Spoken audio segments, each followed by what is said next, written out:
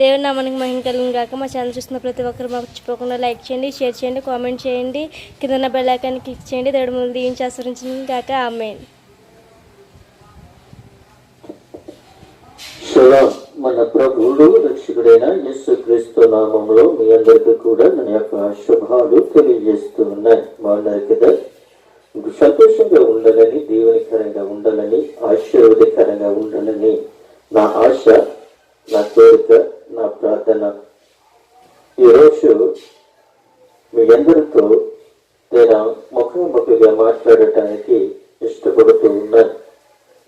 మీరు కూడా దేవుని యొక్క మాటలు వినటానికి ఇష్టపడుతున్నారా? దేవుని యొక్క మాటలు వినటానికి మీరు అంగీకరిస్తూ ఉన్నారా? మీరు దేవుని యొక్క మాటలు అంగీకరించినట్లయితే మీరు ధన్యులు అనుభవంతున్నారు. అయితే ప్రియమైన దేవుని యొక్క బిడ్డలారా, ఈరోజు మనము ప్రాముఖ్యమైన సమయానికి వస్తూ ఉన్నాము కనుక మనము ప్రతిరోజు అలాగే ప్రతి వారము కూడా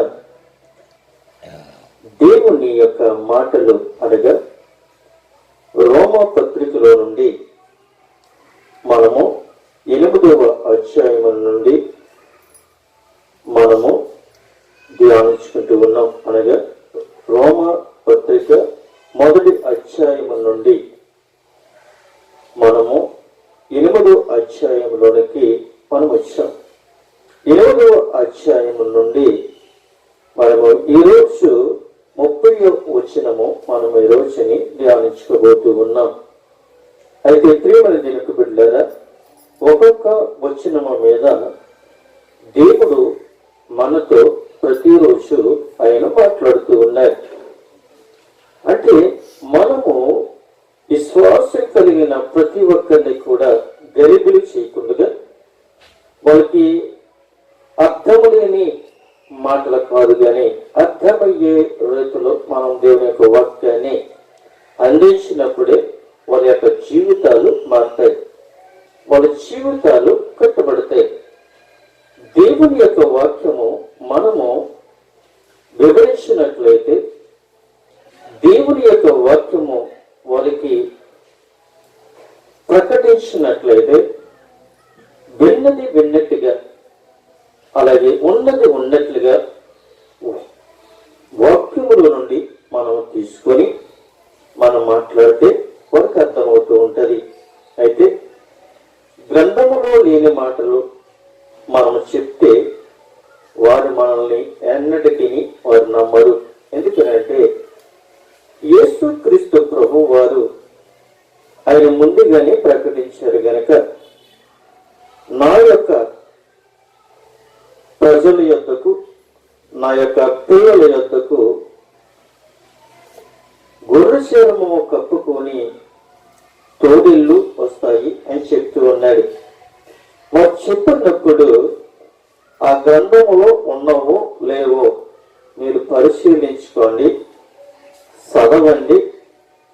అది నా పక్షమున నా మాటలుగా ఉంటే మీరు వారిని అంగీకరించండి, లేకపోతే మీరు ఆ మాటలు వినకండి అని చెప్తూ ఉన్నారు.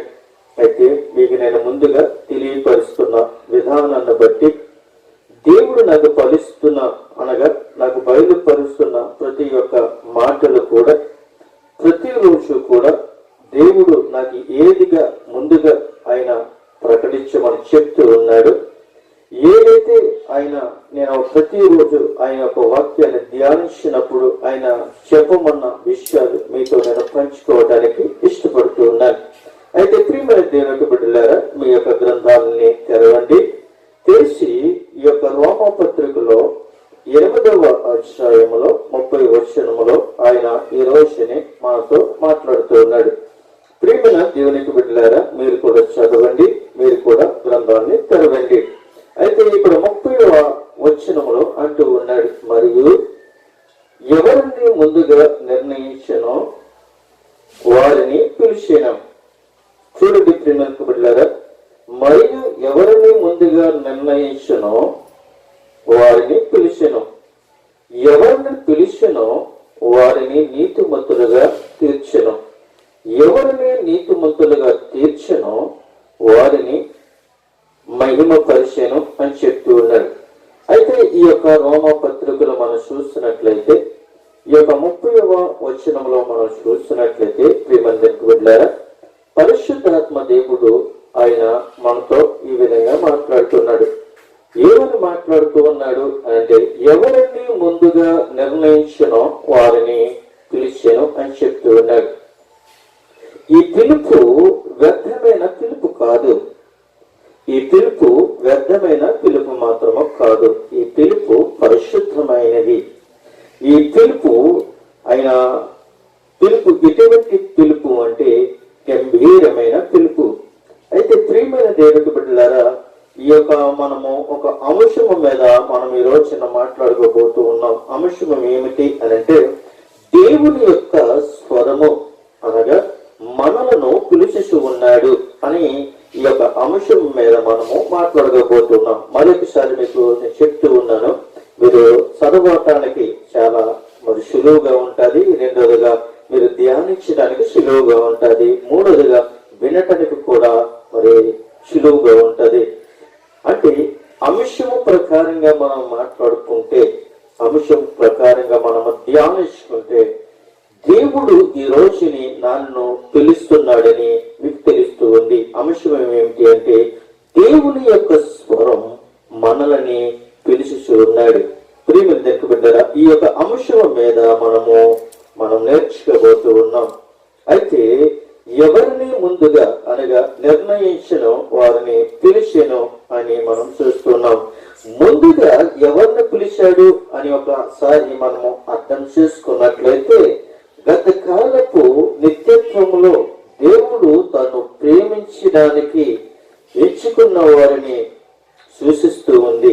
అలాగే దేవుడు ముందుగా నిన్ను నిర్ణయ కాలములోనే ఎరిగి ఉన్నాడు. అనగా నీవు పుట్టక మునిపే ఆయనకు తెలుసు. మనము యేసుక్రీస్తు స్వరము వినినట్లుగా మన హృదయాలను తెలుస్తూ ఉంటాడు అని అర్థము తెలియపరుస్తూ ఉన్నది. అయితే ప్రియమైన దేవుని బిడ్డలారా, మనం ఒకసారి మనం నేర్చుకోవాల్సిన విషయం ఏమిటంటే, మన పుట్టకకు మునిపే ఆయన మనల్ని నిర్ణయించి ఉన్నాడు. అయితే ఈ రోజుని మనము జ్ఞాపకం చేసుకోవలసిన విషయం ఏమిటి అని అంటే, ఈ దేశానికి, ఈ రాజ్యానికి, ఈ ప్రాంతానికి మనల్ని దేవుడు ఎందుకని పంపించాడు, ఈ పంపించడానికి కారణం ఏమిటి అని ఒకసారి మనం జ్ఞాపకం చేసుకున్నట్లయితే, ఈ లోకానికి దేవుని యొక్క ప్రాంతముల నుండి, దేవుని యొక్క రాజ్యము నుండి, దేవుని యొక్క సన్నిధిలో నుండి, దేవుని యొక్క ఆశీర్వాదముల నుండి ఈ లోకానికి, ఈ దేశానికి, ఈ ప్రపంచానికి దేవుడు ఎందుకని పంపించాడు అనంటే, దేవుని యొక్క సంకల్పాన్ని, దేవుని యొక్క సువార్తని, దేవుని యొక్క లక్షణాన్ని, దేవుని యొక్క గుణలక్షణాలని మనం ప్రకటించడానికి దేవుడు తన రాజ్యం నుండి ఈ లోకానికి మనల్ని పంపించాడు. ఆయన పంపించడానికి కారణం ఏమిటి అని ఒకసారి ఆలోచన చేసినట్లయితే, మనల్ని ఉత్తిగానే ఈ లోకానికి పంపించలేదు. ఎందుకని అంటే, మనకి ఒక బాధ్యతను అప్పగించాడు. మనకి ఒక బాధ్యతను మన మీదని మోపాడు.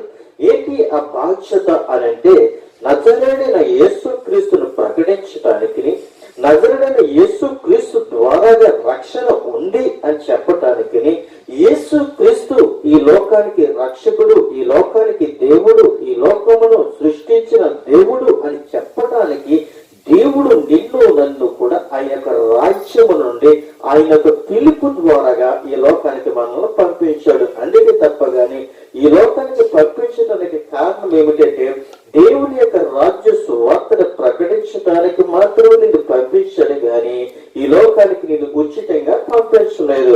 అయితే దేవుని యొక్క రాజ్యంలో నుండి ఈ లోకానికి నేను సువార్తను ప్రకటించడానికి పంపించేకు ముందు నువ్వేమై ఉన్నావంటే, ఈ లోకానికి వచ్చి ఈ లోకానికి నువ్వు బానిసత్వంలో ఉండిపోయావు.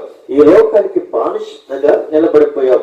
ఈ లోకానికి నువ్వు తలవోజిస్తూ ఉన్నావు. ఎందుకనంటే, ఈ లోకానికి నేను వచ్చాను కదా, ఈ లోకంలో అందరిని కూడా నేను గౌరవించాలి కదా, ఈ లోకంలో అందరిని కూడా నేను ప్రేమించాలి కదా, నేను ఒక మానవుడను కదా, ఈ బంధుత్వం నాకు ఇక్కడ కల్పించ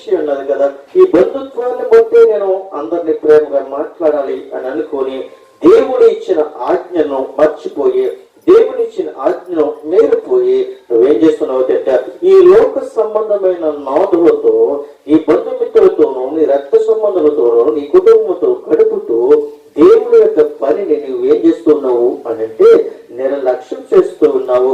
నిర్లక్ష్యం చేయటమే కాదు గాని దేవుని యొక్క ఆజ్ఞను నువ్వు మీరుతూ ఉన్నావు.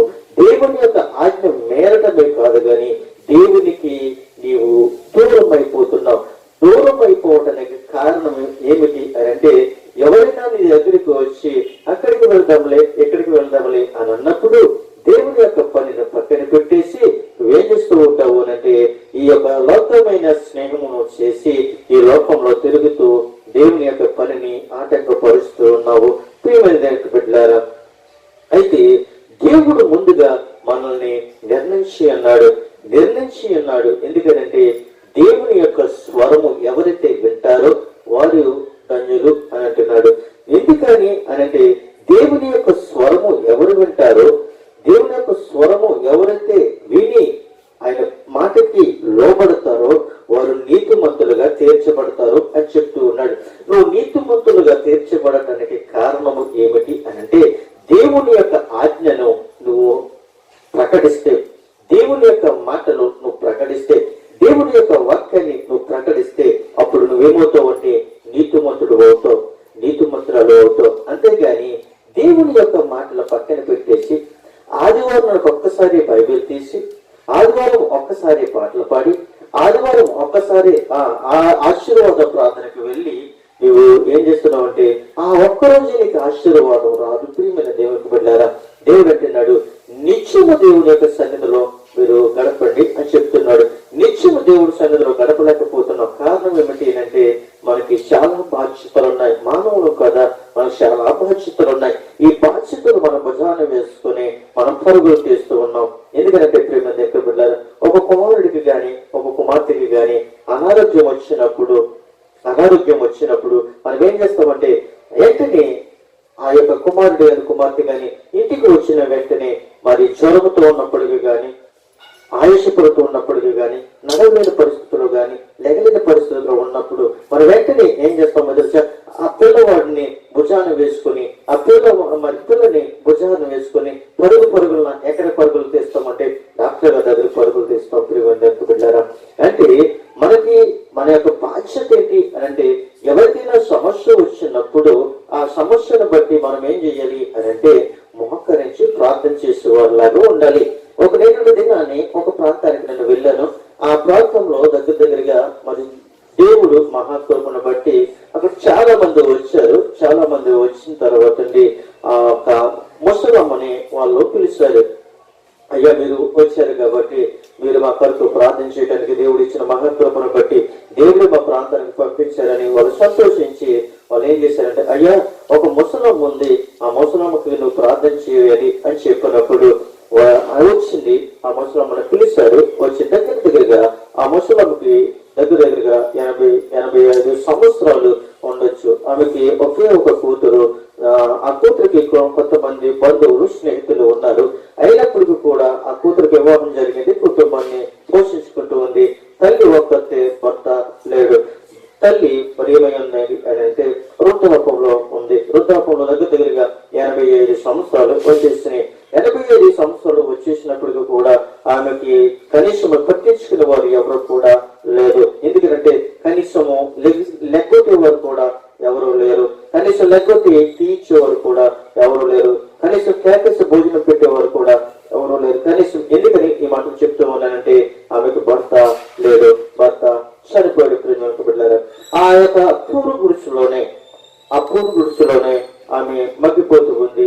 మగ్గిపోతూ ఆమె ఏమనంటుంది అంటే దేవుణ్ణి నిచ్చి రాజ్యములోనికి, ప్రభా నేను నిచ్చి రాజ్యంలోకి వచ్చేంత వరకు కూడా నీవు మాత్రమే నా దేవుడువు, నీవు తప్ప వేరొక దేవుడు లేడు. నేను నీ యందు విశ్వసించి నమ్మి నేను బాప్తిసం పొందుకున్నాను. నువ్వు అంటున్నా కదా ప్రభా, నీవు సదాకాలం నాతో ఉంటానని చెప్పావు కదా అని ఆ యొక్క మాట మీదే ఆమె జీవిస్తూ ఉంది. అయితే నేను వెళ్ళిన తర్వాత ఆమె నా ఎద్దుకు వచ్చింది. అయ్యా, మీరు నా ఎద్దుకు రావటానికి, నా కొరకు ప్రార్థన చేయటానికి దేవుడు నా ఎదుగు పంపించాడు. రాత్రి ఒక సందర్భం జరిగిందయ్యా అని చెప్తుంది. అమ్మా ఏంటి అని అడిగాను. ఆమె అన్నది, నేను భోజనం చేస్తూ ఉన్నాను. నాకు ఇంటిలో కరెంటు లేదు, ఏమీ లేదు. దీపం వెలిగించుకొని నేను కంచం వేసుకొని నేను భోజనం చేస్తూ ఉన్నాను. అయితే నేను భోజనం చేస్తున్న సమయంలో మరి నడికప్పు నుండి ఒక సర్పము నా నెత్తి మీద పడిపోయి, ఆ నెత్తి మీద పడిపోయిన ఆ యొక్క సర్పము నేను తింటున్న గిన్నెలో పడిపోయింది. పడిపోయిన తర్వాత అయ్యో ప్రభువా అని పిలిచాను. పిలిచిన వెంటనే ఆ సర్పము దడిలోనికి వెళ్ళిపోయింది. ప్రియమైన దేవుని బిడ్డలారా, అది నడికప్పు మీద నుండి నెత్తి మీద పడటమే కాదు, నెత్తి మీద నుండి జారి ఆమె తింటున్న భోజనంలో అనగా కంచంలో పడింది. కంచంలో పడిన వెంటనే ఆమె ఒకే ఒక పిలిచింది, అయ్యో ప్రభువా అని పిలిచింది. అయ్యో ప్రభువా అని పిలిచిన వెంటనే ఆ సర్పము ఆ దడిలోనికి వెళ్ళిపోయి ఈముడిపోయిందంట. ప్రియమైన దేవుని బిడ్డలారా, ఈముడిపోయిన తర్వాత ఎవరైనా ఆ సర్పాన్ని కొడతారా, ఎవరైనా ముట్టుకుంటారా? కానీ ఆ యొక్క ముసలమ్మ, 85 సంవత్సరాలున్న ముసలమ్మ వెళ్ళి ధైర్యంగా ఆ దడిలో దూరుకున్న ఆ యొక్క సర్పాన్ని కొడుతూ, నజరేయుడైన యేసు క్రీస్తు నామములో నేను కొడుతున్నాను ప్రభువా అని, నువ్వు ఇచ్చిన ఆజ్ఞ చెప్పిన కొడుతున్నాను ప్రభు అని ఆ దడిని కొట్టినప్పుడు ఆ దడిలోని ఆ సర్పము కనపడకుండా పోయిందంట. ప్రియమైన బిడ్డలారా, చూడండి, ఆ యొక్క 85 సంవత్సరములు ఎవరూ పట్టించుకోలేని ముసలమ్మ మీద ఆ యొక్క సర్పం పడినప్పుడు, ఆ సర్పము పడి నెత్తి మీద జారి ఆ కంచంలో పడి దడిలోనికి వెళ్ళిపోయిన తర్వాత ఆ యొక్క సర్పాన్ని, దడి మీద ఉన్న సర్పాన్ని కొడుతున్నప్పుడు మరి ఎవరైనా వెళ్ళిపోతున్న ఒక సర్పాన్ని కొడితే అది తిరిగి వచ్చి కోటేస్తుంది. అయితే పిల్లలకు బిడ్డలారా, పగపడుతుంది, కానీ అది పగపట్టలేదు, అది కోట వేయినా కూడా వేయలేదు. ఎందుకనంటే ఆ యొక్క ముసలమ్మ, ఆ తల్లి ఎవరి మీద ఆనుకొని ఉంది అని అంటే నజరేయుడైన యేసు క్రీస్తు నామములో ఆమె బ్రతుకుతుంది. అందరూ విడిచిపెట్టిన, కుటుంబం విడిచిపెట్టిన, భర్త లేకపోయినా, ఆమె శరీరం సహకరించలేకపోయినా, వారు ఎవరు పలకరించకపోయినప్పటికీ కూడా క్రీస్తు నా పక్షాన్ని ఉన్నాడు అన్న విశ్వాసముతో ఇప్పటికీ బ్రతుకుతుంది. అయ్యా, దేవుడు నా పక్షాన్ని నాకు ప్రార్థన చేయడానికి సాక్షాత్ దేవుడే నీ యొక్క స్వరూపంలో నా ఎంతకు పంపించాడయ్యా, నేను ఎంత ధన్యుడిని అని ఆమె యొక్క ముసలమ్మ గొప్ప సాక్ష్యం చెప్పింది. బిడ్డలారా, ఎందుకంటే దేవుడు ఆయన యొక్క పిలుపును ఎవరైతే వింటారో, ఆయన యొక్క స్వరాన్ని ఎవరైతే వింటారో వాళ్ళు నీతిమంతులు, వారు యథార్థమంతులు, వారు న్యాయమంతులు. ఎందుకని మాటలు చెప్తూ ఉన్నానంటే, దేవుని యొక్క స్వరము వినే హృదయము నీలో ఉండాలి. దేవుని యొక్క మాటలు విని తత్వం నీలో ఉండాలి. దేవుని యొక్క వాక్యము విని ఆ వాక్యానుసారంగా జీవించే నడక నీలో ఉండాలి. అప్పుడు ఏమవుతావునంటే దేవుని యొక్క కుమార్తెడుగాను ఉంటావు అని ప్రభు సెలవిస్తూ ఉన్నాడు. అయితే ప్రియమందరికి వెళ్ళారా, మనము ఏకమై ఉన్నలాగన ఏకమై ఉండవలను అని ప్రభు తెలియపరుస్తున్నాడు. చూడండి, యోహాను సువార్తలో మనకి వెళ్ళినట్లయితే 17వ అధ్యాయము 22వ వచనములో చూసినట్లయితే ఆయన ఒక మాట మనతో మాట్లాడుతున్నాడు. ఇక్కడ మనం చూసినట్లయితే చాలా విషయాలు మనము ఈ రోజుని మాట్లాడుకోబోతున్నాం. యోహాను సువార్త 17వ అధ్యాయము 22వ వచనములో ఒక మాట ఈ విధంగా రాయబడి ఉన్నది. మనము ఏకమై ఉన్న లాగున వారును ఏకమై ఉండవలెనని నీవు నాకు అనుగ్రహించిన మహిమను నేను వారికి ఇచ్చితిని అని చెప్తూ ఉన్నాడు. ప్రియమైన దేవుని బిడ్డలారా, మనము ఏకమై ఉన్న వాళ్ళలాగున వారును ఏకమై ఉండవలను. ఈ రోజుని చాలా మంది కూడా ఏకమై ఉండటానికి ఇష్టపడటం లేదు. ఈ రోజుని మనము ఏకమై ఉండటానికి ఇష్టపడటం లేదు. అయితే దేవుడు అంటున్నారు, ఆయన అంటూ ఉన్నాడు, మీరందరూ కూడా ఏకమై ఉండాలి అని చెప్తూ ఉన్నాడు. ఏకమై ఉండాలి అంటే వాక్యం అనే సత్యాన్ని మనము అనుసరించాలి. అంటే ఏకమై ఉండడానికి మనము ఇష్టపడటం లేదు. ఏకం కలిగి ప్రార్థన చేయటానికి మనము ఇష్టపడటం లేదు. ఎందుకని అని అంటే ఇష్టపడకపోవడానికి కారణం ఏమిటి అంటే దేవుని యొక్క మందిరంలోకి వెళ్తే మనకి ఎక్కడ కుదురుతుంది? ఒక గంట 2 గంటలు కూర్చోవాలి కదా, ఈ గంట 2 గంటలు ఏళ్ళు తీసుకోవచ్చు, ముచ్చట్లు చెప్పుకోవచ్చు, చక్కగా ఆ మాటలు ఈ మాటలు మాట్లాడుకోవచ్చు. మనం ఇంట్లో బోరు పని ఉంది, మన పిల్లల్ని చక్కబెట్టుకోవాలి, భర్తను చక్కబెట్టాలి, కుటుంబాన్ని చక్కబెట్టాలి. ఎన్ని పనులు ఉన్నాయో తెలుసా? ఈ పనులన్నీ కూడా విడిచిపెట్టుకుని దేవుని యొక్క మందిరానికి వెళ్ళాలా, దేవుని యొక్క సంఘంలో కూర్చోవాలా, సంఘంలో కూర్చుని మనమందరము కూడా దేవుణ్ణి ఆరాధించాలా.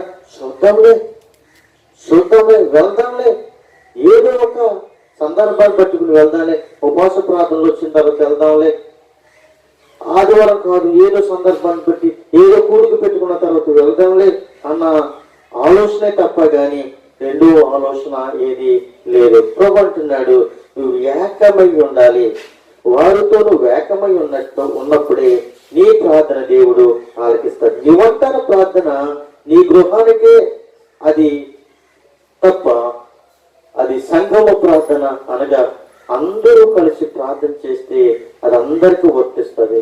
నీ రహస్యమైన ప్రార్థన నువ్వు గదిలోనికి వెళ్ళి ప్రార్థన చేయాలి, కానీ అది 10 మందిలో చేసే ప్రార్థన కాదు. 10 మందిలోకి వెళ్ళి ప్రార్థన చేస్తారు స్త్రీలందరూ కూడా. అయ్యో ప్రభువా నా భర్త త్రాగుబోతు, అయ్యో ప్రభువా నా భర్త తిరిగిపోతూ, అయ్యో ప్రభువా నా భర్త నా మాట వింటలేదు, అయ్యో ప్రభువా నా భర్త నాకు లోబట్టం లేదు అని వాళ్ళు ఏం చేస్తూ ఉంటారు అని అంటే, ఆ మందిరంలో కన్నీరు కార్చి గుండ్లు బాధేసుకొని వాళ్ళు ఏం చేస్తూ ఉంటారు అని అంటే ప్రార్థన చేస్తూ ఉంటారు. ఈ ప్రార్థన దేవుని మందిరంలో కాదండి. నీ భర్త కోసం ప్రార్థన చేయాలన్నా, నీ బిడ్డల కొరకు ప్రార్థన చేయాలన్నా, నీ భార్య కొరకు ప్రార్థన చేయాలన్నా, నీ కుటుంబం కొరకు ప్రార్థన చేయాలన్నా, నీవు ఈ శ్రాంతి దినాన్ని ఒకటి ప్రారంభించుకొని ప్రతి వారము కూడా ప్రతి ఒక్క విశ్రాంతి దినములో నీవు నీ తలారా స్నానం చేసి శుభ్రంగా నీ ముఖం కడుక్కొని నీ నోరు కడుక్కొని ఇంటిలోకి వెళ్ళి తలుపులు బిగించుకొని నువ్వు మోకరించి కన్నీరు కార్చి నీ రహస్యమందున్న తండ్రికి మొరపెడితే నీ ప్రార్థన ఆలకిస్తాడు. అంతే తప్ప గాని నీ భర్త మనుషుడు కాదు, నీ భర్త త్రాగుబోతు, నీ భర్త తిరిగిపోతని నీవు 10 మందిలో ప్రార్థన చేస్తే ఆ ప్రార్థన అది నిలకడమైన ప్రార్థన మాత్రము కాదు. నువ్వే ప్రార్థన చేయాలి, ఏ ప్రార్థన చేయకూడదో నువ్వు నేర్చుకోవాలి. ప్రేమికు బిడ్డలారా, సంఘము ప్రార్థన నీ కుటుంబానికి ఆశీర్వాదమే కానీ శాపం కాదు. ప్రేమికు బిడ్డలారా, నీవు ఈ దేని కొరకు ప్రార్థన చేయాలి అని అంటే సంఘము కొరకు అందరూ కూడా సంఘము కొరకు ప్రార్థన చేయాలి, అందరూ కూడా సంఘము కొరకు ప్రార్థన చేయాలి, అందరూ కూడా దేశం కొరకు ప్రార్థన చేయాలి, అందరూ కూడా గ్రామం కొరకు ప్రార్థన చేయాలి, అందరూ కూడా అధికారుల కొరకు ప్రార్థన చేయాలి, అందరూ నెంబర్ల కొరకు ప్రార్థన చేయాలి, అందరూ గ్రామ పెద్దల కొరకు మనం ప్రార్థన చేయాలి. ఈ ప్రార్థన ఉపవాస ప్రార్థనలో మనం సంఘం అందరూ కూడా కూడి దేశ క్షేమం కొరకు, గ్రామ అధికారుల క్షేమం కొరకు, కుటుంబ క్షేమం కొరకు, అంటే అన్ని ప్రార్థనలు చేస్తూ ఉన్న సమయంలో ఆ ప్రార్థన కూడా నీ కుటుంబ క్షేమం కొరకు కూడా వర్తిస్తుంది. అంతే తప్ప గాని నువ్వు నడిరోడ్డు మీద అయ్యో ప్రభువా నా భర్త మాట్లాడలేదు, నా భార్య మాట్లాడలేదు అని ప్రార్థన చేస్తే ఇది వేషధారి ప్రార్థన అని నేను మీతో నినముఖముగా మాట్లాడుతున్నాడు. ఏ సమయంలో చేసిన ప్రార్థన ఆ సమయంలోనే చెయ్యాలి, ఏ సమయంలో చేయవలసిన విజ్ఞాపన ఆ సమయంలోనే మనం చెయ్యాలి. ప్రేమికులారా, ఆయన అంటూ ఉన్నాడు, మనము దేవుడు ఇచ్చిన ఆజ్ఞను బట్టి ఏకమై ఉండాలి. అంటే దేవుడితో ఏకమై ఉండాలి. ప్రజలతో ఎలాగైతే ఏకమై ఉంటున్నామో అలాగే మనం కూడా దేవునితో ఏకమై ఉండాలి. దేవునితో ఏకమై ఉండటమే కాదు, దేవుని వాక్యము సత్యముతో మనము ఏకమై ఉండాలి అని మీకు నేను తెలియపరుస్తూ ఉండాలి. ప్రియమైన దేవుని బిడ్డలారా, నేను చెప్పుకుంటూ పోతే పరిశుద్ధాత్మ దేవుడు అనేకమైన విషయాలు మనకి ఈ రోజుని నేర్పిస్తున్నాడు. చూడండి ప్రియమైన బిడ్డలారా, ఒక విషయాన్ని మీతో నేను ఉదాహరణగా పంచుకోవాలి అని మీకు తెలియపరుస్తూ ఉన్నాను. అయితే అక్కడ కొన్ని కప్పలు కనపడుతూ ఉన్నాయి, కొన్ని కప్పలు కనపడుతూ ఉన్నాయి. ఆ కప్పుల్లో కొన్ని తిరుగుతూ ఒక కప్పు ఏం చేసిందంటే నూతులో పడిపోయింది. ఆ నూతులో నీరు లేదు. ప్రియమైన బిడ్డలారా, కప్ప కప్పలు అన్ని కప్పలు ఉన్నాయి. అయితే కప్పల నుంచి ఒక కప్ప ఏం చేసిందంటే ఆ యొక్క బావిలో పడిపోయింది. బావిలో పడిపోయిన తర్వాత ఆ కప్ప ఆ యొక్క నీరు లేని ఆ యొక్క గుంటలో నుండి పైకి ఎగురుతూ ఉంది. ఎగురుతూ ఉంటే ఈ చుట్టూరు కొన్ని కప్పలు ఉన్నాయి కదా, ఈ కప్పలు ఆ బావిలో దగ్గరికి వచ్చి ఆ బావిలో నుండి ఆ కప్పని ఏమంటున్నాయంటే నువ్వు రాలేవు రాలేవు రాలేవు అని ఆ యొక్క కాళ్ళతో చెప్తూ ఉన్నాయి.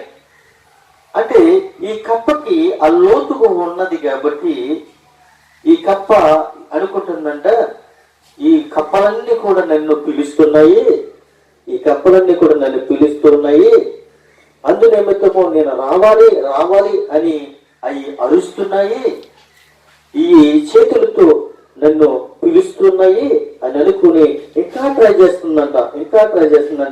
అంటే ఈ పైన ఉన్న కప్పలు ఏం చేస్తున్నాయి, నువ్వు రావు, నీ బ్రతికితే అందులో ఆ నూతిలో పడిపోయిన ఆ నీరు లేని ఆ యొక్క గుంటలో పడిపోయిన నీవు రావు, నువ్వు రావు, నువ్వు రావు, నువ్వు రావు, నువ్వు రాలేవు అని అవి ఏం చేస్తున్నాయంటే అరుస్తున్నాయంటే పిల్లలు. ఇదనుకుంటుందంట నా స్నేహితులే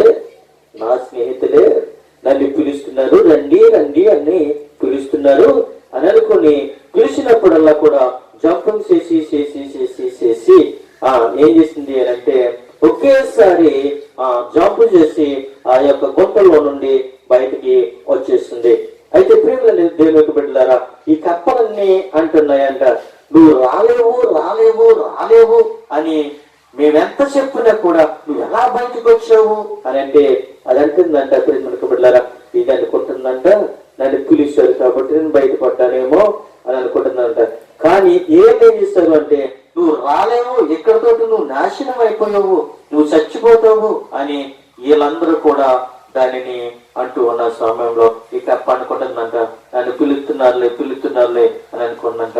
జబ్బు చేసి బయటికి వచ్చేసిందంట. అంటే దీనికంటే ముందు పడిపోయిన కప్పలు ఒక్క కప్ప కూడా పడిపోయిన తర్వాత బయటికి రాలేకపోయి అంట. కానీ ప్రియమందరికి బిడ్డలారా, ఈ రోజు నీవు మూతుల్లో పడిపోతున్నావేమో, ఇబ్బందుల్లో పడిపోతున్నావేమో, ఇరుకులో పడిపోతున్నావేమో, నీ మీద చాలా మంది కూడా నువ్వు రాలేవు, నీ బ్రతికింతే, నీ స్థితి ఇంతే అని వాళ్ళు అంటూ ఉన్నప్పుడు నువ్వేం చేస్తావో తెలుసా, నువ్వు కూడా ఏం చేయాలి తెలుసా, దేవుణ్ణి అడుగుతూ ఉండాలి. అయ్యో ప్రభువా నన్ను పైకి తీసిరా, నన్ను పైకి తీసిరా అని అడిగే వారిలాగా మనము ఉండాలి అని మీకు ఉదాహరణగా మీకు తెలియపరుస్తున్నాను ప్రియమందరికి బిడ్డలారా.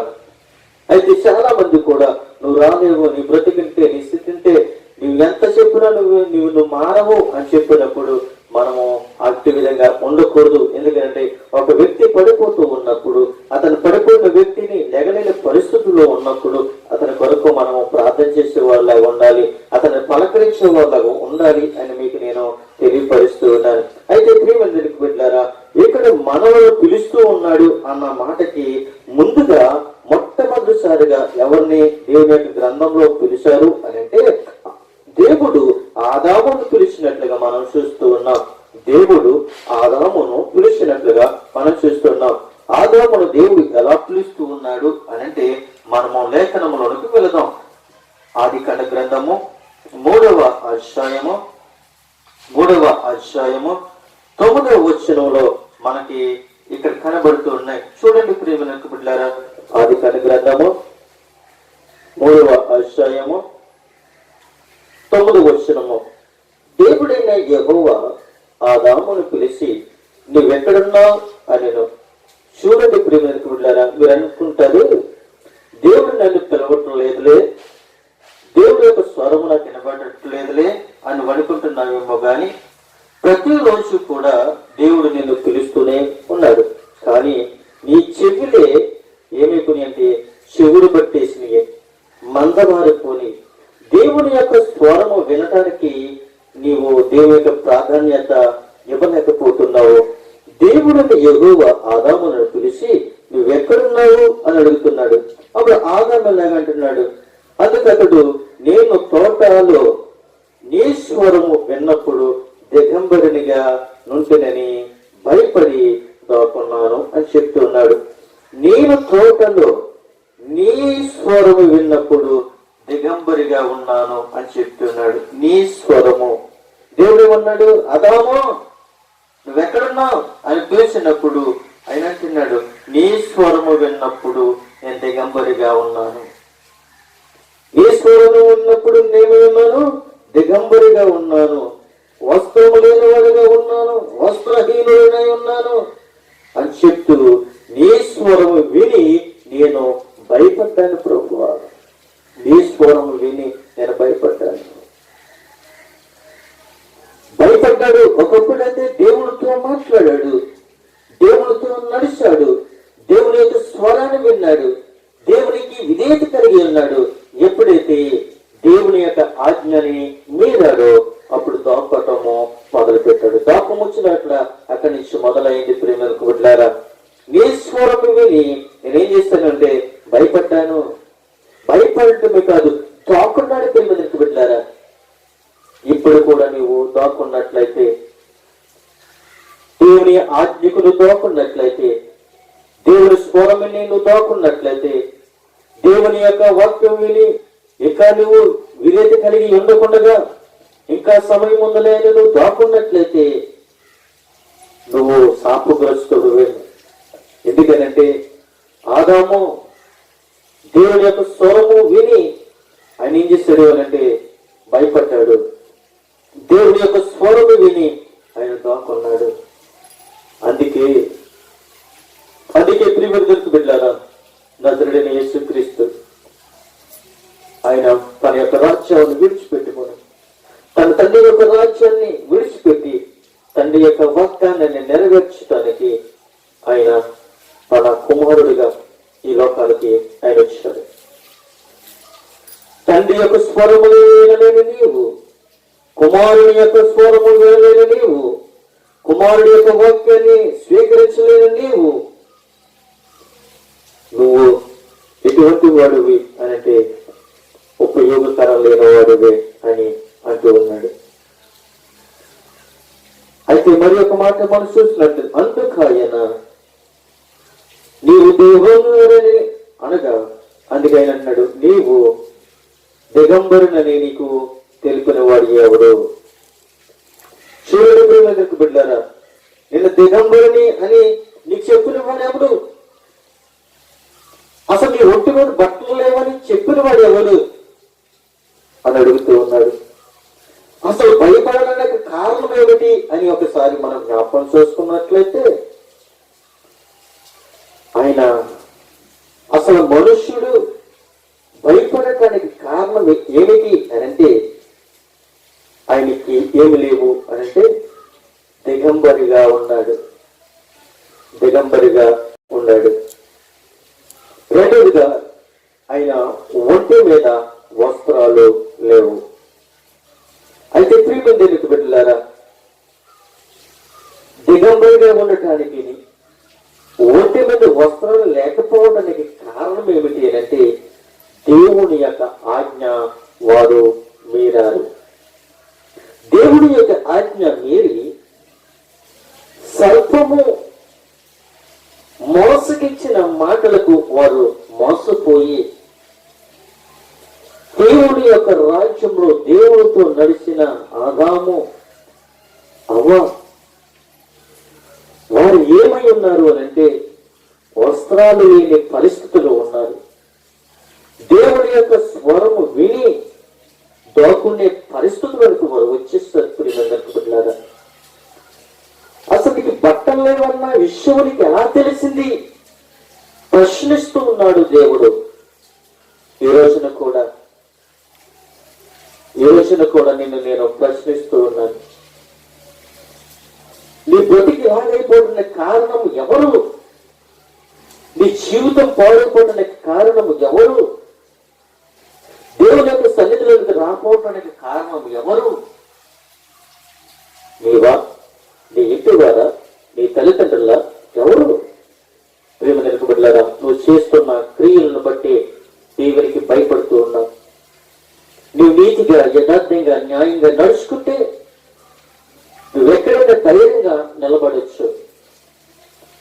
మనం చేసి అన్ని కూడా అపవిత్రమైన పనులు చేసి నీతిమంతుడిని అని చెప్పుకుంటే అది దేవుడు అంగీకరించడు. ప్రజలు చూడటం లేదు కదని మనము ప్రజల్లో గంతులు వేస్తే ఇక్కడి వరకే మనము పరిమితం అనుకుంటున్నామేమో. ఏదో ఒక రోజుని ఆ యొక్క రాజ్యం వరకు నువ్వు వెళ్ళాలి. ఆయన రాజ్యం వరకు వెళ్ళినప్పుడు ఆయన నిన్ను నిలదీస్తాడు, అడుగుతాడు. ఆదాము అడుగుతున్నాడా లేదా ప్రియమందరికి బిడ్డారా? ఆదామా, ఈ దోపడానికి కారణం ఏమిటి? వస్త్రము లేదన్న విషయము ఏమిటి? ఏ దిగంబరిగా ఉన్నావని ఎవరు చెప్పారు? అయితే ప్రియమందరికి బిడ్డారా, ఆయన అంటూ ఉన్నాడు, దిగంబరునని నీకు తెలిపిన వాడు ఎవడు అని చెప్పినప్పుడు, దేవుడు ఆదామును ప్రశ్నిస్తూ ఉన్నప్పుడు, నీవు తినొద్దని చెప్పిన వృక్షఫలము తిట్టుగా కొన్ని తినవచ్చును, ఒకటి తినకూడదు అని చెప్పినప్పుడు వాడు తినేస్తారు. ఏదో తోటలో దేవుడు ప్రతి వృక్ష ఫలాన్ని మొలిపించాడు. ప్రతి వృక్ష ఫలాన్ని నువ్వు తినొచ్చు అని చెప్పాడు. ఆ మధ్యలో ఉన్న ఆ యొక్క చెట్టు పండు మాత్రమే నువ్వు తినకూడదు అని ఆజ్ఞాపించాడు. ఎప్పుడైతే ఆజ్ఞాపించాడో ఆ ఆజ్ఞలను వారు మీరారు. దేవుని మాటను నిరంతరకము చేసి దుష్టుడి యొక్క మాటని హృదయంలో పెట్టుకున్నారు. దుష్టుడి మాట హృదయంలో పెట్టుకొని వాళ్ళు తిని వారు చిక్కుపడుతూ భయపడుతూ దాక్కుంటూ వారు దేవునికి దూరం అయిపోయారు. ప్రియమైన బిడ్డలారా, మొట్టమొదటిసారిగా దేవుడు ఆదామును పిలిచాడు. అలాగే రెండవ విషయంలో మనం చూస్తున్నట్లయితే దేవుడు అబ్రహామును పిలుస్తూ ఉన్నాడు. అబ్రహామా అని దేవుడు పిలుస్తూ ఉన్నాడు. ప్రియమైన బిడ్డలారా, చూడండి ఆదికాండము 22వ అధ్యాయము 1వ వచనము 2వ వచనంలో మనం ధ్యానించుకున్నట్లయితే ఆయన అబ్రహామును ఇలాగా పిలుస్తున్నాడు. ఆ సంగతులు జరిగిన తర్వాత దేవుడు అబ్రహామును పరిశోధించెను. ఎట్లనగా ఆయన అబ్రహామా అని పిలుచుగా అతడు చిత్తము ప్రభువా అంటూ ఉన్నాడు. అయితే ప్రియమైన దేవుని యొక్క బిడ్డలారా, దేవుడు అబ్రహామును ఆయన ఏం చేశాడు అని అంటే పిలిచాడు. పిలిచిన వెంటనే అబ్రహాముకి ఏమంటున్నాడు అంటే చిత్తము ప్రభువా అని చెప్తూ ఉన్నాడు.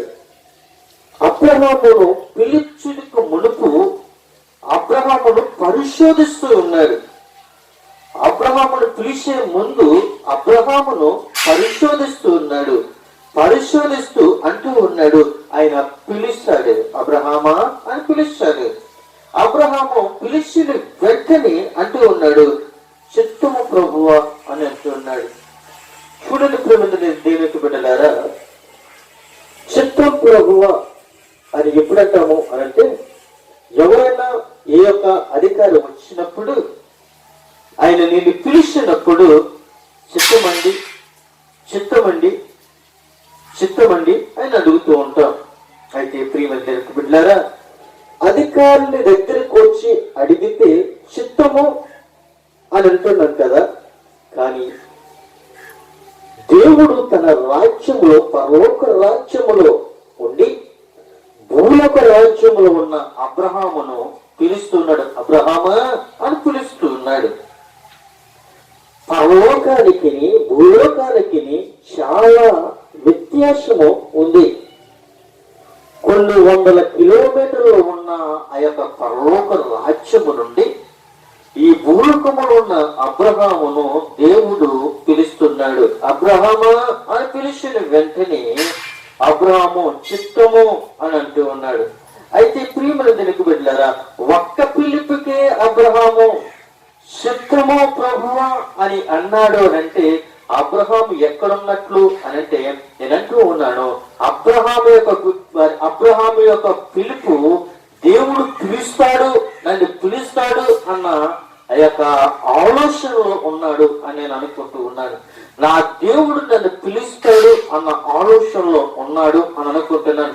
దేవుడు అబ్రహామా అని పేరు పెట్టి పిలుస్తాడు అన్న ఆలోచనలో అబ్రహాము ఉన్నాడు అని అనుకుంటున్నాడు. అబ్రహామును నువ్వు ఒకసారి జ్ఞాపకం చేసుకున్నట్లయితే పిలుస్తాడు అని తెలుస్తాడు అని నేను అనుకుంటున్నాను. ఏంటంటే దేవుడు అబ్రహాము పిలుస్తాడని అబ్రహాము ఎక్కడున్నాడు అని నేను ఒకసారి ఆలోచించినట్లయితే పరిశుద్ధాత్మ దేవుడు నాతో మాట్లాడుతున్నాడు. అబ్రహాము నీతిమంతుడుగా కనబడుతున్నాడు, అబ్రహాము యథార్థవంతుడుగా కనబడుతున్నాడు, అబ్రహాము న్యాయవంతుడుగా కనబడుతున్నాడు, అబ్రహాము దేవుని యొక్క సన్నిధిలో ఉన్నాడు అన్న ఒక విషయాన్ని దేవుడు నాకు బయలుపరుస్తున్నాడు. దేవుని యొక్క స్వరము వినడానికి కారణం ఏమిటి అంటే అబ్రహాము దేవుని యొక్క సన్నిధిలో నిందాహరితుడుగా దేవుణ్ణి ఆరాధిస్తూ ఉన్నాడు, దేవుని యొక్క స్వరము కొరకు ఎదురు చూస్తూ ఉన్నాడు అని నేను ఈ రోజుని దేవుని యొక్క పక్షముగా నేను ఆలోచిస్తూ ఉన్నాను, ధ్యానిస్తున్నాను. అబ్రహామును దేవుడు పరిశోధిస్తున్నాడు. ప్రతి విషయంలో కూడా ప్రేమ అబ్రహామునే కాదు, నిన్ను నన్ను కూడా ఆయన పరిశోధిస్తున్నాడు. ఎటువంటి వాడివో, నువ్వు ఎటువంటి దానివో దేవుడు పరిశీలిస్తున్నాడు. నువ్వు యథార్థంగా జీవిస్తున్నావో, యథార్థంగా దేవుని ఆరాధిస్తున్నావో లేదో దేవుడు నిన్ను పరిశోధిస్తున్నాడు. నువ్వు ఉపకారం చేసేవాళ్ళగున్నావు, అపకారం చేసేవాళ్ళగున్నావు, నిన్ను పరిశోధిస్తూ ఉన్నాడు. దేవుని యొక్క సన్నిధిలో దేవుని యొక్క భయభక్తులు కలిగి జీవిస్తున్నావో లేదు నేను పరిశోధిస్తూ ఉన్నాడు. బిడ్డలారా, ఈ రోజున మనందరినీ కూడా ఆయన పరిశోధిస్తున్నారు. ఆయన చూడటం లేదనే అని అనుకుంటున్నావు, ఆయన అనుకుంటున్నావేమో, ఆయన చూస్తున్న దేవుడు. ప్రేమ బిడ్డలారా, చూడండి, ఒక ఉదాహరణగా మరి ఒక విషయం మనం జ్ఞాపకం చూసుకున్నట్లయితే అబ్రహాము దేవుడు మనకు దేవుడై ఉన్నాడు. అబ్రహాము దేవుడు పిలిచిన దేవుడు మనకు కూడా ఆయన మనల్ని కూడా పిలుస్తున్నాడు అని మనము ఒకసారి జ్ఞాపకం చేసుకోవాలి.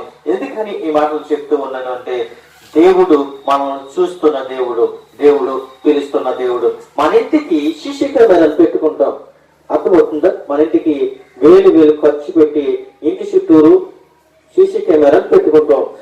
సీసీ కెమెరాలు ఎక్కడెక్కడ పెడతాము? గదుల్లో పెడతాము, ఇంటి వెనకాల పెడతాము, ఇంటి మొదలు పెడతాము, ఇంటి పక్కన పెడతాము. 4 పక్కన కూడా సీసీ కెమెరాలు పెట్టి మనం ఏం చేస్తున్నామో, నా ఇంటి వారు ఏం చేస్తున్నారు, నా కుటుంబస్తులు ఏం చేస్తున్నారు అని నువ్వు సంరక్షించడానికి, వాళ్ళు పరిశోధించడానికి, వాళ్ళ ఆలోచనలు కలిగి ఉండటానికి ఒక భరోసాగా నువ్వు ఏం చేస్తున్నావు అని అంటే సీసీ కెమెరాలు పెడుతూ ఉన్నావు. అది పెట్టడం మంచిదే. ఏ సమయాన్ని ఏం సంభవిస్తున్నామని తెలియదు కదా. ఈ రాష్ట్రంలో సీసీ కెమెరాలు పెడతాం మంచిదే, కానీ అంటున్నాడు ఈ 4 సీసీ కెమెరాల కోసమే ఇంత ప్రాధాన్యపడుతూ ఉంటే నిన్ను నన్ను కూడా ఒక్క చూపుతో, ఒక్క సీసీ కెమెరాతో ఈ సృష్టిని చూస్తున్న దేవుడు నిన్ను నన్ను కూడా ఎంత పరిశోధిస్తున్నాడో తెలుస్తుందా? బిడ్డారా, నువ్వు అనుకుంటున్నావు దేవుడు నన్ను ఎప్పుడో పిలుస్తాడులే, దేవుడు నన్ను ఎప్పుడో పిలుస్తాడులే అని నువ్వు అనుకుంటున్నావేమో. ప్రతిరోజు నేను పిలుస్తున్నాడు, ప్రతిరోజు నేను పిలుస్తున్నాడు. రేగి మొదటి జామున లేచి నీ పిల్లల కొరకు, నీ కుటుంబం కొరకు కన్నీరు విడిచి ప్రార్థన చేయమంటే పీకిల దాకా తినేసి నిద్రపోతూ ఉన్నాం. పిల్లలకి అనారోగ్యం వచ్చినప్పుడు, పిల్లలు శోధనలో పడుతున్నప్పుడు, పిల్లలు ఇరుకులు ఇబ్బందులు బాధపడుతున్నప్పుడు అయ్యో ప్రభు అని గుండెలు బాదుకుంటున్నాం. కానీ ఆ పరిస్థితికి రాక మునిపే రేయి మొదలు జాములు లేచి ప్రార్థన చేయమంటే మనం నిద్రపోతున్నాం. అందుకే యోన యొక్క యజమానుడు యోనని అంటున్నాడు, ఓయ్ నిద్రపోతా అని అడుగుతూ ఉన్నాడు. మనం నిద్రపోతున్న క్రైస్తవులము. ఒక దైవజనుడు అన్నాడు, వాళ్ళని లేపకండి, వాళ్ళు నిద్రిస్తున్న కొదప సింహాలు అని అడుగుతున్నారు. కానీ నిద్రపోతున్నామై ఉన్నాం. నిద్రకి కొరవైపోయింది. పిల్లలకి బిడ్డారా, ఎప్పుడు నిద్రపోదామా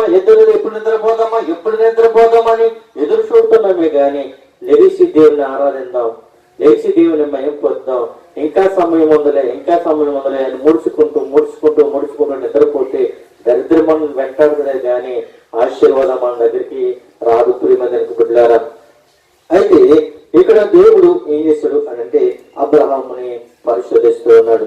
పరిశోధిస్తున్న సమయంలో ఆయన అంటూ ఉన్నాడు,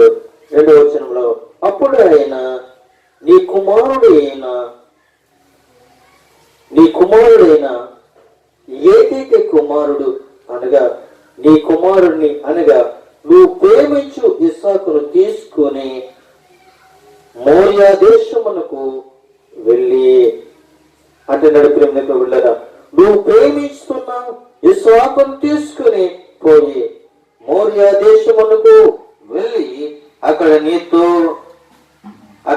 నీతో చూడండి, అక్కడ నేను నీతో చెప్పబోవు పర్వతములలో ఒక దాని మీద దహన బలిగా అతన్ని అర్పించమని చెప్తూ ఉన్నాడు. చూడండి ప్రేమకు ఉన్నారు, అబ్రహామును దేవుడు పరిశోధించాడు.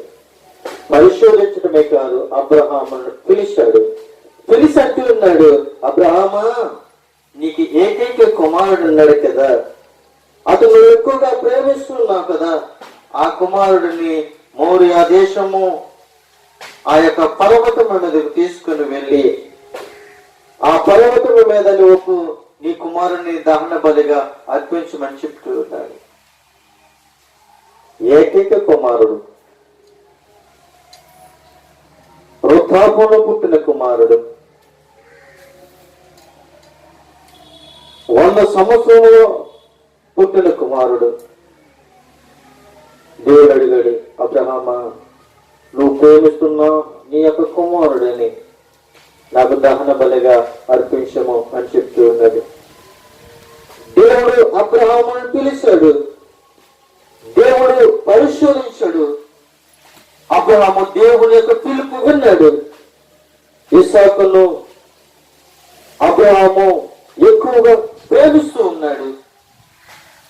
ఇస్సాకు బలి పశువుగా అక్కడ కనబడుతూ ఉన్నాడు. ఇస్సాకు అక్కడ బలి పశువుగా కనబడుతూ ఉన్నాడు.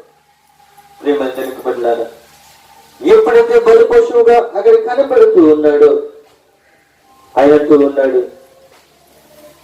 అక్కడ ఒక మాట మనకి తెలియపరుస్తూ ఉన్నాడు. ప్రేమ బదిలారా, అది 22వ అధ్యాయంలో 7వ వచనంలోకి మనం వెళ్ళినట్లయితే 7వ వచనంలోనికి మనం వెళ్ళినట్లయితే ఆయన అంటూ ఉన్నాడు కదా, ఇస్సాకు తన తండ్రి అయిన అబ్రహాముతో తండ్రి అని పిలుస్తూ ఉన్నాడు. ఇస్సాకు అబ్రహామును నా తండ్రి అని పిలుస్తూ ఉన్నాడు. పిలుస్తూ అంటున్నాడు, ఇస్సాకు అంటున్నాడు, దహన బలికి గొర్రెపిల్ల ఏది అని అడుగుతూ ఉన్నాడు. దహన బలికి గొర్రెపిల్ల ఏది అని అడుగుతూ ఉన్నాడు. దేవునికి బిడ్డలారా, దహన బలికి గొర్రెపిల్ల ఏది అని తన తండ్రిని అడుగుతూ ఉన్నాడు. నిప్పుంది, కత్తుంది, కట్లు ఉన్నాయి, కానీ దహన బలికి గొర్రెపిల్ల ఏది అని తన తండ్రిని అడుగుతూ ఉన్నాడు ఇస్సాకు. ప్రేమందరికి బిడ్డలారా, ఎప్పుడైతే ఇస్సాకు అడుగుతున్నాడు దహన బలికి గొర్రెపిల్ల ఉంది కానీ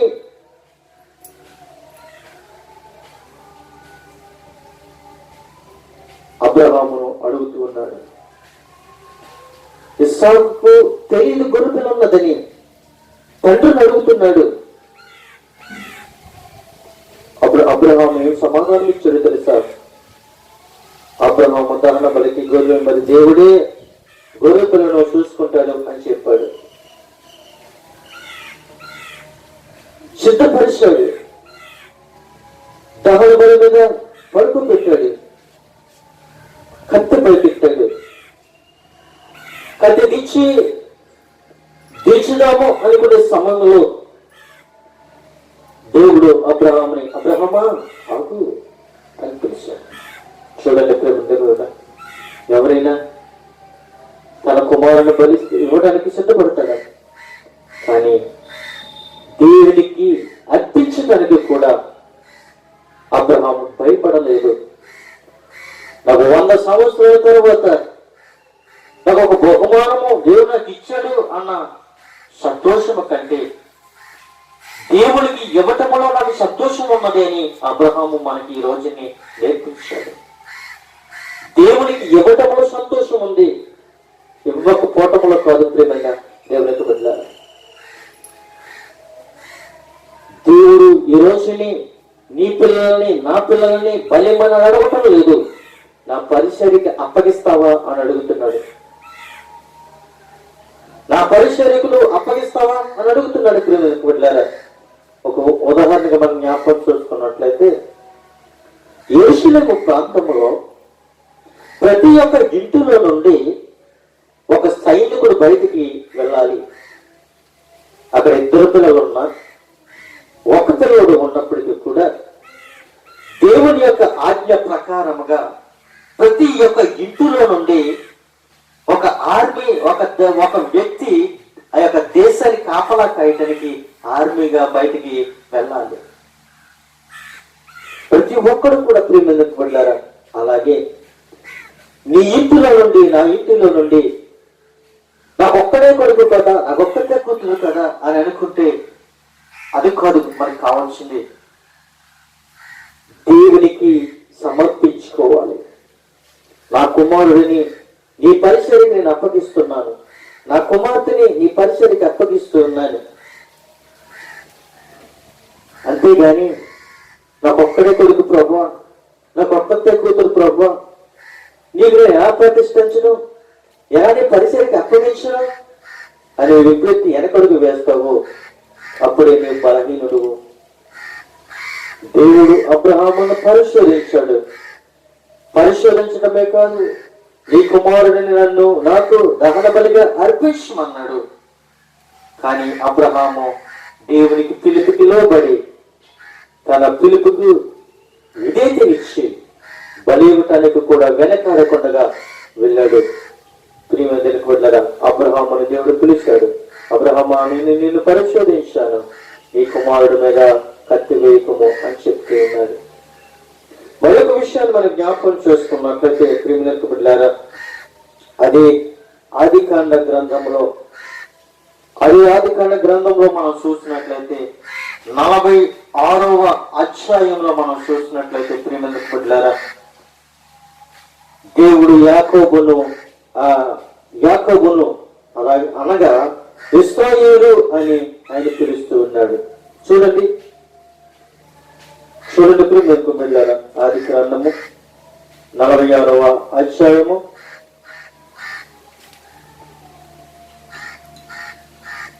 2వ వచనంలో మనం చూసినట్లయితే ఆయన ఒక మాట మనతో మాట్లాడుతూ ఉన్నాడు. అప్పుడు రాత్రి దర్శనముల యందు దేవుడు యాకోబు యాకోబు అని ఇశ్రాయేలును పిలిచెను. అప్పుడు అంటున్నాడు, అందుకతడు చిత్తము ప్రభువా అని అంటూ ఉన్నాడు. యాకోబును పిలుస్తున్నాడు. యాకోబును పిలిచి ఏమంటున్నాడు తెలుసా? ఇశ్రాయేలు అని పిలుస్తూ ఉన్నాడు. ఈ రోజుని నిన్ను కూడా పేరు పెట్టి పిలుస్తున్నాడు. ఈ రోజు నిన్ను కూడా పేరు పెట్టి పిలుస్తున్నాడు. రాత్రి దర్శనములందు దేవుడు యాకోబు యాకోబు ఇశ్రాయేలు అని పిలుస్తూ ఉన్నాడు. కానీ యాకోబు దర్శనము కలిగి ఉన్నాడు అన్న ఆలోచన మనం జ్ఞాపకం చేసుకున్నట్లయితే యాకోబు దేవుని యొక్క సన్నిధిలో గడుపుతున్నాడు అన్న విషయాన్ని దేవుడు నాతో మాట్లాడుతూ ఉన్నాడు.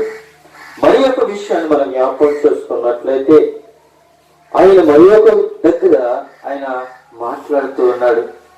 చూడండి ప్రియమైన దేవునికి బిడ్డలారా, నిర్గమకాండములో 3వ అధ్యాయములో నిర్గమకాండము 3వ అధ్యాయము 4వ వచనములో మరి ఒక వ్యక్తిని ఆయన పిలుస్తూ ఉన్నాడు. దాని చూచుటకు అతడు ఆ తట్టు వచ్చుట యెహోవా చూసెను. దేవుడు ఆ పొదలో నుండి మోసే మోసే అని అతనిని పిలిచెను. అందుకతడు చిత్తము ప్రభువా అనెను. చూడండి ప్రియమైన బిడ్డలారా, ఆయన ఒక పర్వతం మీద, ఆయన హోరేబు పర్వతం మీద ఒక పొద కాలుతుంది అగ్ని జ్వాలలతో. అక్కడ ఒక పొద మండుతూ ఉన్న సమయంలో అది ఎప్పుడు కాలుతూ ఉంది, అది ఎప్పుడు కాలుతూనే ఉంది, నిత్యము కాలుతూనే ఉంది. అని ఏంటి ఆ వింత చూద్దాము అని మోషే ఆ కొండ ఎక్కి చూడటానికి వెళ్ళినప్పుడు దాని సూచనకు ప్రతిరోజు కూడా దేవుని యొక్క మాటలు అనగా ముందుగా ఆదాముతో మాట్లాడాడు, రెండవదిగా ఆయన యాకోబుతో మాట్లాడాడు, అలాగే ఆయన అబ్రహాముతో మాట్లాడాడు, ఇప్పుడు మోషేతో మాట్లాడుతూ ఉన్నాడు.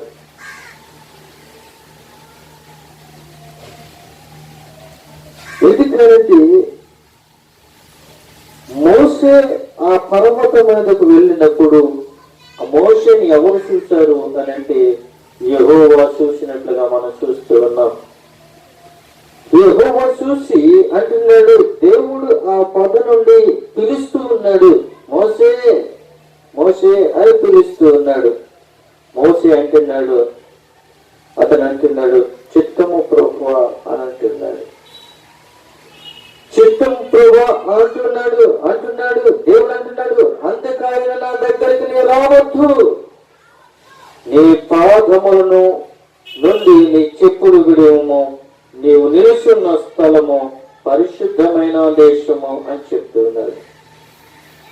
మన బ్రతుకులలో మన స్థితిలో ఏదైనా తప్పుడు విషయాలు, తప్పుడు ఆలోచనలు, దుర్భాషలు, లోకంలో తిరుగుతున్న మాటలు మనమందరము కూడా వ్యర్థంగా జీవించినట్లయితే దేవుని యొక్క పిలుపు మనము వినలేము. ప్రియమైన దేవునికి బిడ్డలారా, మరి ఒక మాట మనం చూసినట్లయితే 1 సమూయేలు గ్రంథంలో మనకు వెళ్ళినట్లయితే 3:4 యెహోవా సమూయేలును పిలిచినట్లుగా చూస్తున్నాం. సమూయేలు చిత్తము నేనున్నాను అని చెప్తూ ఉన్నాడు. తన తల్లి తన పిల్లలను సమూయేలును తీసుకుని వెళ్ళి దేవుని యొక్క మందసము ఎదురుతుండగా విడిచిపెట్టిన తర్వాత సమూయేలు దేవుని యొక్క సన్నిధిలో ఎదుగుతూ, దేవుని యొక్క సన్నిధిలో నిందారహితుడిగా, దేవుని యందు భయభక్తులు కలిగిన వ్యక్తిగా జీవిస్తూ, దేవుని యొక్క స్వరము కొరకు ఎదురు చూస్తూ, దేవుని యొక్క మందసము మీద, దేవుని యొక్క మందసము పక్కన ఒక యాజకుడిగా, ఒక దైవజనుడిగా, ఒక ప్రవక్తగా అక్కడ మనకు కనబడుతూ ఉన్నాడు. ప్రియమైన దేవునికి బిడ్డలారా, ఎందుకని మాటలు చెప్తూ ఉన్నానంటే సమూయేలు దేవుని యొక్క స్వరము వినటానికి ఆ యొక్క మందసము దగ్గర ఉన్నట్లుగా మనం చూస్తున్నాం. దేవుడు పిలిచినప్పుడు సమూయేలు ఎక్కడ పరిగెట్టాడు కదా, ఏలియా దగ్గరికి పరిగెట్టాడు. ఎందుకు బిడ్డలారా, ఏలియా దగ్గర పరిగెట్టాడు. ఏలియా దగ్గర పరిగెట్టినప్పుడు ఏలియా మందంలో ఉన్నాడు, వృద్ధాపంలో ఉన్నాడు. ఈసారి పిలిచినప్పుడు అయ్యా నేను అన్నాను అని అడుగు. ఇంకొక విషయం మనం జ్ఞాపకం చేసుకున్నట్లయితే మత్తయి సువార్తలో 4:20 మనం చూస్తున్నట్లయితే కొంతమంది అక్కడ శిష్యులు ఏం చేస్తూ ఉన్నారంటే తన దోణులు వలలు బాగు చేసుకుంటూ ఉండగా దేవుడు యేసుక్రీస్తు ప్రభు వారు వాళ్ళని పిలిచినట్లుగా మనం చూస్తూ ఉన్నాం. కొంతమంది శిష్యులు అక్కడ ఆ దోణి దగ్గర వాళ్ళను బాగు చేసుకుంటున్నారు. వాళ్ళు రక్తమానం కూడా ప్రయాసపడ్డారు, కనీసం ప్రయోజనం లేదు. వాళ్ళు చిరిగిపోయిన ఆ యొక్క వలలని కుట్టుకుంటూ ఉన్నారు, బాగు చేసుకుంటూ ఉన్నారు. కానీ దేవుడు వచ్చి వాళ్ళని పిలుస్తాడు. ప్రియమైన పుట్టారా, ఈ రోజు నిన్ను నన్ను కూడా నీ బ్రతుకు పోగలేదేమో, నీ స్థితి పోగలేదేమో, నీ జీవితం పోగలేదేమో, ఆయన పిలుస్తూ ఉన్నాడు. మరి ఒక విషయం మనం చూసినట్లయితే యోహాను సువార్త 20:16 మనం చూసినట్లయితే యేసు ఆమెను చూసి మరియా అని పిలుస్తూ ఉన్నాడు. మరియా ఆయన వైపుకి తిరిగి ఆయనను హెబ్రీ భాషలో రబ్బీని అని పిలిచెను. ఆ మాటకు బోధకుడా అని అర్థము. ప్రియమైన దేవుని బిడ్డలారా, మరియను పిలుస్తున్నాడు, మరియా అని పిలుస్తున్నాడు. అక్కడ శిష్యులు పిలిచాడు, ఆదామును పిలిచాడు, ఇస్సాకును పిలిచాడు,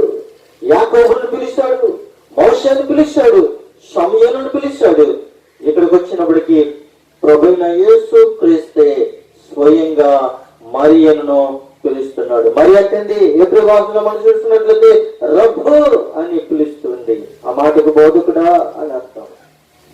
ఎప్పుడైతే దేవుని యొక్క స్వరము మరియు విన్నదో, విన్న వెంటనే ఆమె పలికింది ప్రేమన దేవుని యొక్క బిడ్డలారా.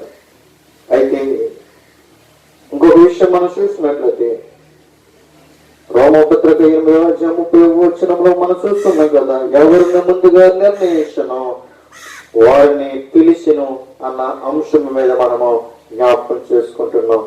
మరి యొక్క మాటను నేను చూపించి నేను ముగించడానికి ఇష్టపడుతున్నాను. చూడండి, 1 దశలోనిక 4:7 చూసినట్లయితే పరిశుద్ధులగుటకే దేవుడు మనల్ని పిలిచెను. పరిశుద్ధులుగా ఉండటకే మనల్ని దేవుడు పిలిచాడు, కానీ అపవిత్రులుగా ఉండటకు మనల్ని సెలవులేదు అని చెప్తున్నాడు. మనము అపవిత్రులు ఉండటానికే మనము అపవిత్రాత్మకు చోటిస్తున్నాం. మంచిగా ఉండాలి అని, మంచిగా పిలవబడాలని అనుకోవట్లేదు మనం. ఆ దేవుడు అంటున్నాడు పరిశుద్ధుల గుటకే, పరిశుద్ధుల గుటకే దేవుడు మనం పిలిచాడు, కానీ ఆయన పిలుపుకు మనము లోబడకపోతున్నాం. మీరు పరిశుద్ధులుగా జీవించండి అని అంటే, మాకు పరిశుద్ధత ఎప్పుడో వచ్చిందండి, మేము బాప్తిసం తీసుకున్నాం కదా, ప్రతిరోజు రొట్టె ద్రాక్షారసం తీసుకుంటున్నాము, మేము రోజు పరిశుద్ధుల మీదని చెప్పుకుంటూ ఉన్నారు. ఏ పరిశుద్ధత కాదు. నువ్వు చనిపోయేంత వరకు కూడా నువ్వు పరిశుద్ధుడుగా జీవించాలి, పరిశుద్ధురాలుగా జీవించాలని దేవుడు మాట్లాడుతున్నాడు. అంతే తప్ప కానీ అప్పుడు బాప్తిసం తీసేసుకొని ఇంట్లో వెళ్ళిపోయి 4 అంశాలు వేసి అప్పుడు బాప్తిసం తీసుకొని పెద్ద చుట్టకాలు చేసి అప్పుడు బాప్తిసం చేసుకొని లోకంలోకి బూతులు తిట్టేసి బాప్తిసం చేసుకొని తెల్లటి బట్టలు వేసుకొని సమాజంలోకి వెళ్ళి గంతులు వేస్తే అది పరిశుద్ధత కాదు. పరిశుద్ధత అంటే నువ్వు బ్రతికినంత కాలము కూడా, నీవు చనిపోయి తిరిగి లేచి దేవుని యొక్క రాజ్యానికి వెళ్ళేంత వరకు కూడా నువ్వు పరిశుద్ధులుగా జీవించాలి, పరిశుద్ధులుగా మాట్లాడాలి, పరిశుద్ధమైన సంఘములో ఉండాలి అని దేవుడు మాట్లాడుతూ ఉన్నాడు. పరిశుద్ధులుగా ఉండడానికి నేను పిలిచాడు, కానీ నువ్వు ఇంకా నేను అపవిత్రగానే ఉంటాను, అపవిత్రమైన జీవితం జీవిస్తాను, ఇంకా అపవిత్రమైన గడ్డి నేను తింటాను, కానీ నేను మంచి గడ్డి తిన్నాను అయ్యా, నేను మంచి గడ్డి ఎప్పుడో తినేశాను, కానీ ఇప్పుడు ఏంటంటే సమయం లేదు అని అనుకుంటున్నామేమో. కానీ దేవుడు అంటున్నాడు నేను అపవిత్రంగా ఉండటానికి నాకు ఇష్టం లేదు. ఇప్పుడైనా నీ హృదయాన్ని మార్చుకోమని అడుగుతున్నాడు, ఇప్పుడైనా నీ నడవడక మార్చుకోమని అడుగుతున్నాడు, ఇప్పుడే నీ యొక్క ఆలోచన మార్చుకోమని అడుగుతున్నాడు. అయితే ప్రియమైన కూడా సమయము లేదు. మనం దుర్దినాలలో బ్రతుకుతున్నాం, కడవరి దినాలలో బ్రతుకుతున్నాం. కానీ ప్రియమైన బిడ్డలారా, దేవుని యొక్క ఆజ్ఞ ప్రకారంగా మనం నడుచుకుంటే ఆయన యొక్క సమాప్తి వరకు మనకు తోడై ఉంటాడు. కానీ అపవిత్రంగా మనం జీవిస్తే మనం ఎక్కడితోటి ఆగిపోతాం. ఎక్కడితోటి ఆగిపోవాలని కోరుకుంటే నువ్వు లోకంలో బ్రతుకు. పరిశుద్ధంగా జీవించాలి అంటే దేవుని యొక్క రాజ్యము కొరకు ప్రార్థన చేయి. ప్రభు సన్నిధిలో సాగు. తిరుమల కుట్లను 10 విషయాలు మనం ఈ రోజునే నేర్చుకున్నాం. 10 విషయాలు మనము నేర్చుకున్నాం. ఈ 10 విషయాలు కూడా దేవుని గ్రంథములో నుండే మీకు చూపించను, కానీ ఈ నా సొంత మాటలు మనం ఏమాత్రమును కాదు. వింటున్నా నీవు మనమందరము కూడా ఆయన యొక్క సన్నిధిలో నిందారితుడిగా ఉండాలి అని, దేవుని యొక్క స్వరము మనం వినాలి, దేవుని యొక్క పిలుపుకు మనము వినాలి అని మనము ఆయన యొక్క సంకల్పం చెప్పున నడుచుకున్నట్లయితే మనమందరము కూడా ధన్యము అని చెప్పుకుంటూ నా మాటలను ముగిస్తూ ఉన్నాను. కొత్త మాటలు దేవుడు దీవించి ఆశీర్వదించును గాక. ఆమేన్.